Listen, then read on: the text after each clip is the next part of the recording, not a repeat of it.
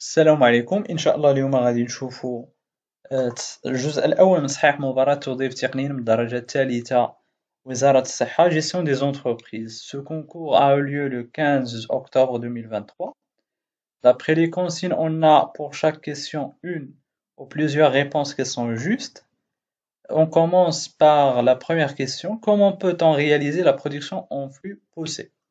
Donc, d'après ou bien dans le domaine de la production et de la logistique, on a généralement deux systèmes de production. Le premier, c'est en flux poussé et le deuxième, c'est en flux tendu ou bien tiré. Pour les flux poussés, c'est tout simplement on fabrique, on produit sans attendre les commandes des clients. C'est-à-dire, on se base sur les prévisions commerciales des années précédentes. Donc, pour cette question, c'est la première proposition qui est juste, c'est-à-dire A.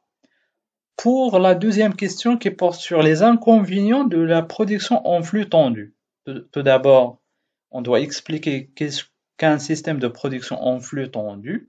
C'est tout simplement, c'est le contraire. C'est-à-dire que on ne fabrique que lorsqu'on a une commande réelle des clients. C'est-à-dire qu'on a zéro stock. D'accord? On produit à la commande des clients. Les inconvénients de ce système de production, c'est tout d'abord, c'est qu'il n'y a pas de stock, donc déjà B c'est faux. Et parmi les avantages de ce type de production, c'est on minimise le coût de stockage parce qu'on n'a pas de stock. Donc, parmi les inconvénients, on a l'incapacité à faire face à des variations importantes de la demande. Ça, c'est vrai, parce que si on a une fluctuation importante de la demande, ça va nous poser un vrai problème. Donc, ça, c'est un inconvénient. Le stock, déjà, on a dit que c'est faux. C'est l'incapacité à faire face à des ruptures d'approvisionnement aussi. Si on a dans la chaîne d'approvisionnement, on a un problème quelconque, ça va nous poser un grand problème aussi. Donc ça, c'est un inconvénient. Et bien sûr, l'entreprise est peu réactive, c'est-à-dire si on a une commande, on doit bien sûr attendre euh, quelques temps pour qu'on puisse fabriquer le produit souhaité par le client. Donc déjà, le client doit être informé normalement par ce type de production. La troisième question, quels sont les critères de choix du système de production retenu par une entreprise? Donc pour moi, je choisis les quatre propositions parce que on doit prendre en considération les progrès de la technologie, oui. On doit prendre en considération les délais de fabrication. On doit prendre en considération l'organisation du travail et même le système de production retenu par les concurrents. La question numéro 4. Comment peut-on caractériser l'environnement d'une entreprise pharmaceutique? Pour moi, cette question, je choisis la stabilité et la rentabilité. Pour la question numéro 5, quels sont les enjeux de la GPEC, gestion prévisionnelle des emplois et des compétences? Ça, c'est très connu dans le domaine de la gestion des ressources humaines. L'objectif principal de cette gestion, c'est d'avoir une adéquation entre le profil et le poste. Et également, on doit prévoir, si vous voulez, les besoins en matière des ressources humaines et planifier les opérations de recrutement pour ne pas avoir un problème dans les ressources humaines. Donc pour moi, je choisis la proposition numéro 1, adapter tout salarié aux tâches qui lui sont confiées. Aussi, il a un rôle dans la motivation des salariés. Assurer la cohérence entre la gestion des ressources humaines et les grandes décisions économiques de l'entreprise aussi. stimuler ou renouveler les besoins de l'entreprise.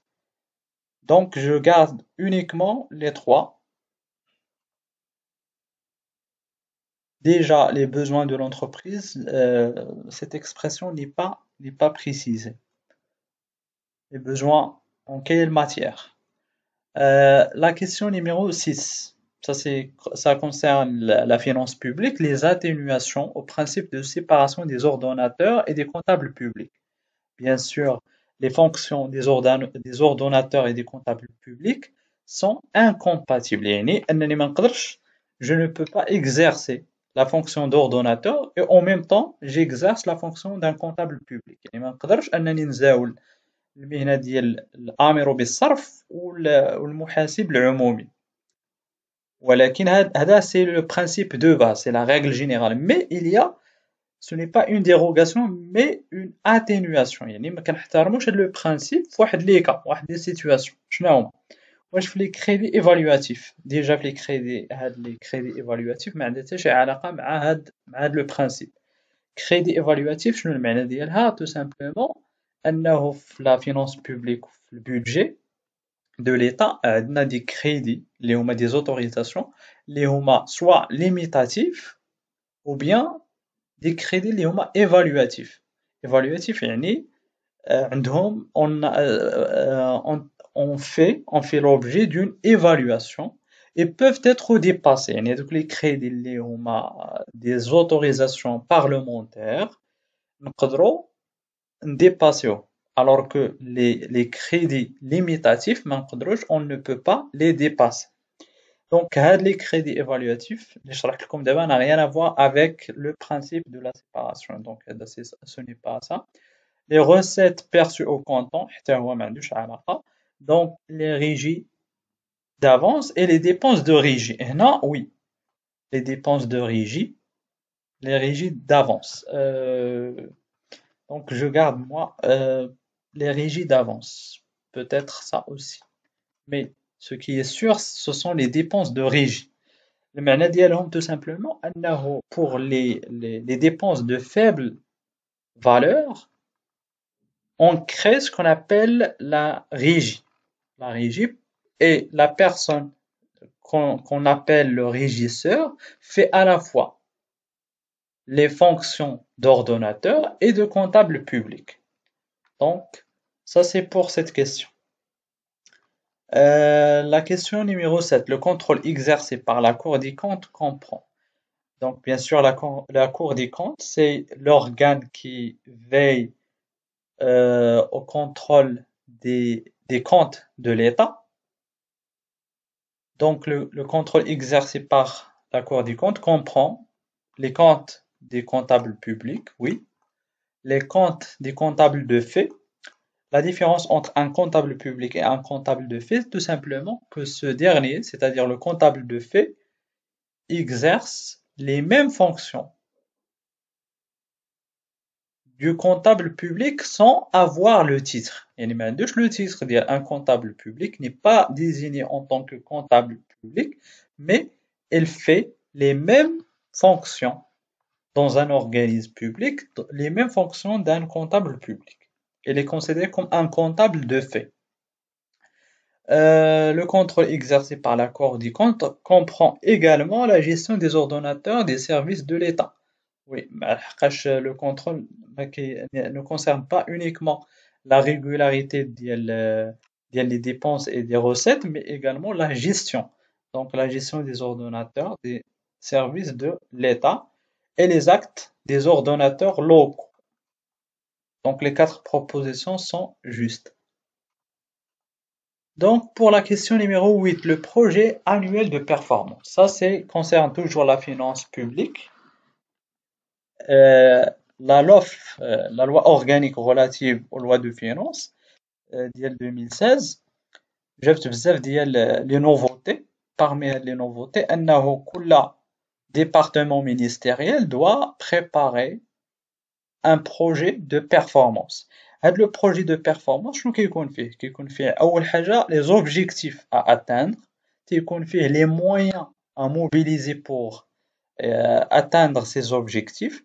et les indicateurs de mesure. مثلا عندنا un département ministériel X عندها واحد l'objectif X خصها les moyens nécessaires pour réaliser l'objectif هذا ou bien sûr elle doit mentionner ou là elle doit si vous voulez préparer des indicateurs de mesure qui doivent être quantifiables, d'accord.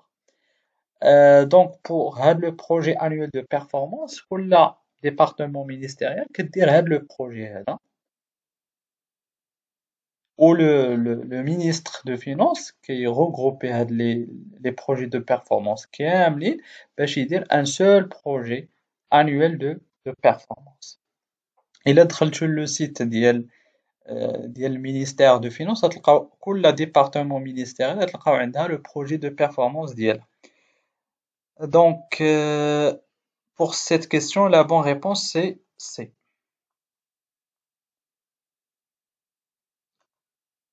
En matière de dépenses publiques, la question numéro 9, l'ordonnateur قلنا هو الآمر بالصرف يعني هو اللي كيدير bien sûr les trois étapes ديال la dépense publique. Donc la dépense publique عندها 4 ديال les étapes. أول حاجة كيكون عندي ce qu'on appelle l'engagement, كتكون عندي la liquidation, كيكون عندي le mandatement ou bien l'ordonnancement, وكيكون عندي le paiement. L'ordonnateur كيدير les trois premières étapes ou là les trois premières étapes ou le comptable public كيدير le dernier la dernière étape liée le paiement. Ça c'est pour les dépenses publiques.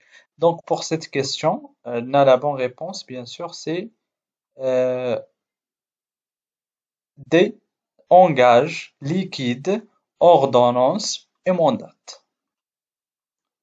Pour moi, ordonnance et mandaté, c'est presque la même chose. Donc, juste, c'est comme une duplication.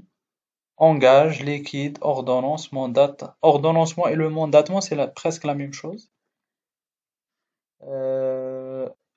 La question numéro 10, la loi de finances. Le paiement, il هنا في la question le paiement غلطة. Le paiement ما كيديروش l'ordonnateur الآمر بالصرف مي كيديرو le comptable public. ديجا راه هضرنا عليه قبيلة في la séparation ما بين les fonctions ديال comptable et l'ordonnateur. بالنسبة لا loi de finance attention هنا تنهضروا على la loi de finance ماشي على la loi organique relative aux lois de finance. إذا la loi de finance هو واحد la loi اللي هو ordinaire bien sûr ce n'est pas une loi qui est organique. C'est un acte de prévision, oui, parce que les chiffres qui figurent dans la loi de finances ce sont des prévisions. يعني كنتوقعوا توقعات أننا غادي نديرو des recettes X وغادي نديرو des dépenses X prix. D'accord? Donc c'est un acte de prévision. Aussi, la loi de finances représente un acte d'autorisation. علاش لحقاش avec la loi de finances va être exécutée par le pouvoir exécutif, le gouvernement. La loi de finances est votée par le Parlement. Donc c'est comme une sorte d'autorisation accordée par le Parlement, l'organe l'organe législatif qui atteint le gouvernement, l'organe exécutif. D'accord? Donc aussi c'est un acte d'autorisation.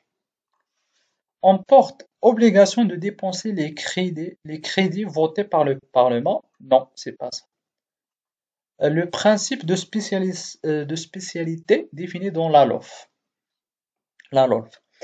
Donc, on a بزاف ديال les principes la finance publique, la budgétisation. Parmi les principes, on a l'annualité, on a l'unité, on a l'universalité, on a la spécialité. هنا في la question كيهضروا لي على la spécialité.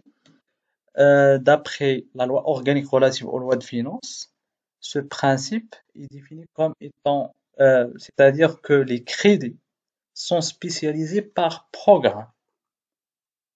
يعني من تنفتح واحد لو كريدي كيكون عندي هذيك لا نومونكلاتور كتبدا اول حاجه بلو تيتر كتبدا بلو شابيتر و par la suite par programme يعني la vision ديال البودجي ما بقاتش comme une vision par moyen يعني mais ولات une vision par programme par يعني résultat c'est ce qu'on appelle la gestion axée sur les résultats خصني باش نعطيك un crédit واحد l'autorisation pour dépenser خص يكون عندك un programme يعني هذا le programme تيكون constitué d'un certain nombre d'actions.